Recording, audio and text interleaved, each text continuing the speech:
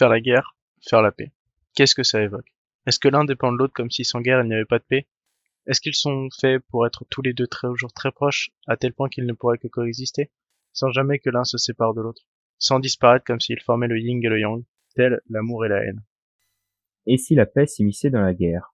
Qui pourrait penser que dans le chaos pourrait naître la lumière? Eh bien, Tu ne tueras point, un film de Meg Gibson qui retrace l'histoire vraie de Desmond Doss, le premier objecteur de conscience à avoir été récompensé pour son héroïsme sur le champ de bataille d'Okinawa. I always dreamed about being a doctor, but didn't get much school. I can't stay here while all them go fight for me. But you figure this war is just going to fit in with your ideas? While everybody else is taking life, I'm gonna be saving it. And that's gonna be my way to serve. Donc, c'est à l'âge de 23 ans que Desmond Doss s'engage dans l'armée alors que, de par ses convictions et sa religion, il s'interdit de porter une arme ou de tuer. Le Consensus Objecteur, documentaire de Thierry Bénédicte, pour ceux qui veulent plus de détails sur ce thème. Il est donc affecté au poste d'infirmier et envoyé dans le Pacifique. Au Japon, alors que les infirmiers sont une cible prioritaire pour affaiblir le moral des troupes adverses, ils sont un général armé, mais le caporal Desmond Doss résiste et s'en tient à ses valeurs et à sa foi. Alors, en de multiples occasions, risquant sa vie pour protéger celle de ses camarades lors de la bataille d'Okinawa, mais pas uniquement. Souvent à découvert, sous les feux ennemis, il prodigue tous les soins possibles aux hommes blessés et restés exposés sur le champ de bataille. Plusieurs de ses exploits ont fait l'objet de la citation lors de la remise de sa Medal of Honor par le président Truman. Desmond Doss reste aujourd'hui un exemple de vie et d'humilité. En temps de guerre, il a choisi et réussi à sauver des vies plutôt que d'en prendre.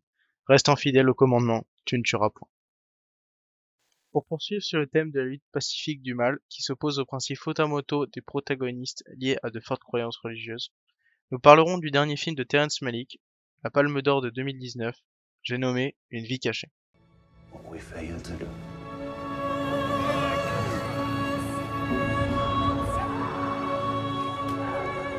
I can't do what I believe is wrong. Let me go! We have to stand up to evil. Whatever you do, I'm with you. Always.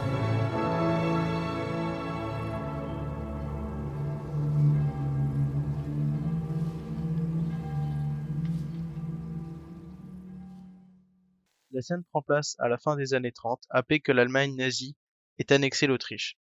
L'action se déroule plus précisément dans un petit village dans les montagnes, à Sankt Radgün, village traditionnel et catholique où notre héros rencontrera sa future femme, Franziska Schwarzenegger, qui l'entraînera alors à se plonger dans les lectures de la Bible et les vies saints.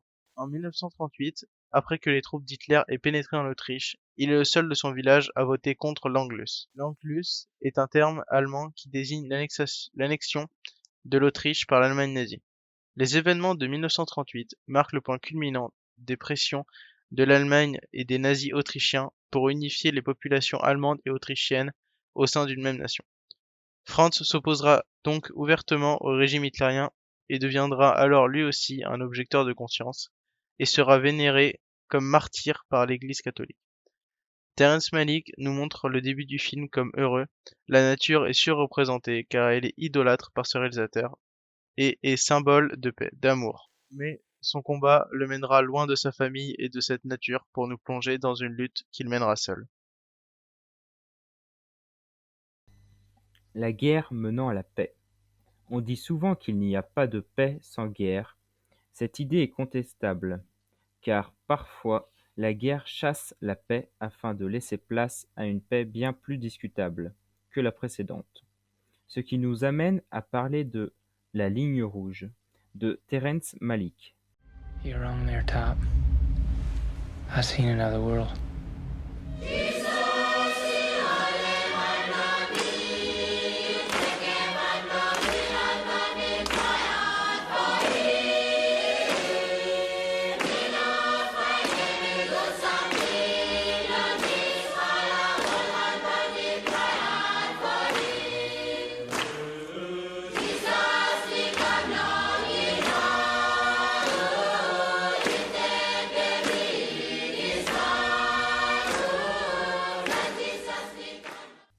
De retour dans la guerre du Pacifique, cependant, Nous sommes sur l'île Guadalcanal, dans un affrontement entre Américains et Japonais en plein milieu d'un site paradisiaque habité par de paisibles tribus milésiennes.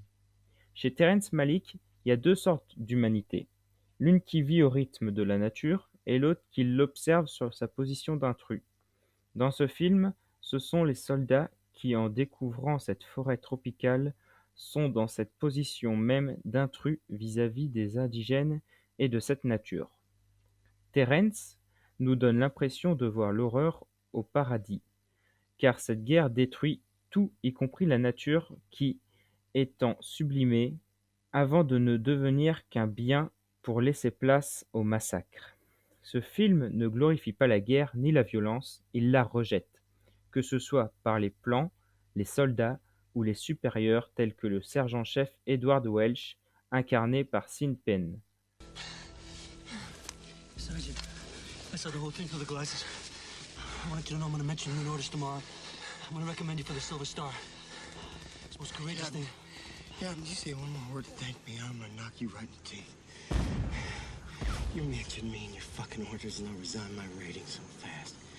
And leave you here to run this busted up outfit by yourself. You understand? Property. Well, fucking things about property. Cette île, vue comme un havre de près, s'est transformée en champ de bataille qui sera de nouveau un lieu paradisiaque, mais jamais le même qu'il eut la chance d'être. La chute du Faucon Noir est un film réalisé par Ridley Scott, sorti en 2001. Ce film a reçu plusieurs Oscars, comme l'Oscar du meilleur mixage son et l'Oscar du meilleur montage. Ce film a été inspiré par des faits réels. En effet, ce film raconte les événements du 3 octobre 1993 à Mogadiscio, en Somalie. Ce jour-là, 2 hélicoptères UH-60 Black Hawk sont abattus par des rebelles. D'où le titre du film, Faucon Noir, étant la traduction française du titre original Black Hawk. Hey, baby, it's me. You there? Pick up if you're there. I love you, baby. RPG! Hold on! 6-4, go down! Le synopsis du film raconte que dans le cadre d'une mission de maintien de la paix mandatée par les Nations Unies, un groupe de jeunes soldats d'élite est envoyé à Mogadiscio. Leur objectif, enlever les généraux d'un chef de guerre somalien, afin de mettre fin à la guerre civile qui mène le pays à la ruine. La guerre se cachant derrière la paix. Des armes, des morts, de l'espionnage, des mensonges, une femme fatale.